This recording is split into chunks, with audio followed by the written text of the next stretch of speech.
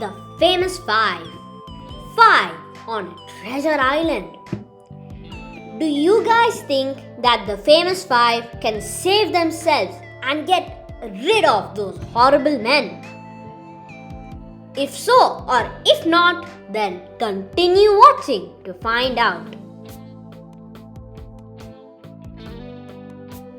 Hey guys, welcome back to my channel Advaith's Pod. Now, let us resume the serious race to the treasure with the 15th chapter. But before that, let's have a recap of what we saw last episode. Previously, we saw that Julian and Dick and George had found the entrance to the dungeons. They had found the gold too. Well, not all the five. Dick and Anne were above the surface resting as Dick's cheek was bleeding due to a nail that was in his cheek. The two soon found out that the men who wanted to buy the island had come to the island and had made Julian, George, and Tim prisoners. Now it was up to them to figure out a plan and save not only the children but to also save the long lost rich fortune of George's great grandfather. Let's unpause this exciting race, shall we? Chapter 15. Dick to the rescue! The two had thought of rowing back to land to get help, but they didn't know how to get through those awful rocks that surrounded the island. Only George knew how to get through them. Tim ran off into the dungeons again to get back to George, as he knew she was in danger. The two didn't have to puzzle their brains for long, as the two men had come to the surface to look for the two children. They saw that the note was missing from Tim's collar, and so the children must have taken it, right?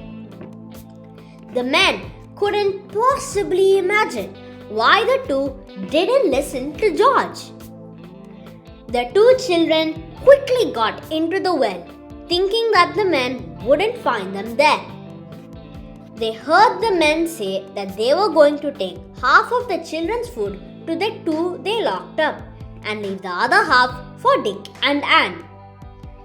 They also heard the men were going to take the children's boat with them so that all the five would be stuck on the island. They soon left but didn't take the children's boat. The men had also blocked the dungeon's entrance with big stones so the two couldn't rescue the prisoners. They soon realized that they could enter the dungeons in a different way, through a small hole at the bottom of the well which they had not seen before. Anne stayed on the surface while Dick went through the hole and made it to the dungeons. He soon found the room where the gold was and started communicating with Julian and George. He had found the prisoners. Chapter 16. A Plan and a Narrow Escape. Dick unbolted the door and the four made it back to the surface using the well shaft. The five rushed to the boat, which was still there, but no oars. They couldn't row to the mainland if they didn't have oars. Julian thought of a plan and narrated it to the others. They were going to send Dick back into the dungeons using the well shaft and wait for the men. And when the men entered the room with the gold, after removing the stones from the entrance obviously, Dick would bolt the door, locking the men in. If he failed to do so, he would just climb back up the well shaft, which the men didn't know about. The others thought it was a brilliant plan. They tried it when the men, along with another man, came back. Dick failed to bolt the door in time, but came out of the well in a jiffy.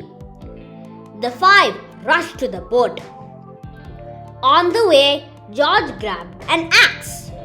When they reached the boats, George jumped into the motorboat, which was the man's, and started chopping all the machinery like she was born to do it. When the men almost reached the boats, George saw that the oars were in the motorboat, so she took them and jumped into her own boat and rowed away. Now it wasn't the five who were trapped, it was the men. The men didn't even touch the gold while waiting for help though, because now that the children were out to tell their tale, if they were seen with the gold, they would immediately be arrested. If they weren't with the gold, then they might be rescued by their teammates. Chapter 17. The End of the Great Adventure. The five bounded into the house, and the four children began to tell all that happened on the island. The police had been summoned, and they went over to the island to arrest the men. But they weren't there. They had escaped using a boat of one of their teammates. The police alone went over and locked the door to the gold so that it was almost impossible to open if you didn't know how. Since there was so much gold, the police didn't take the gold with them on their journey back.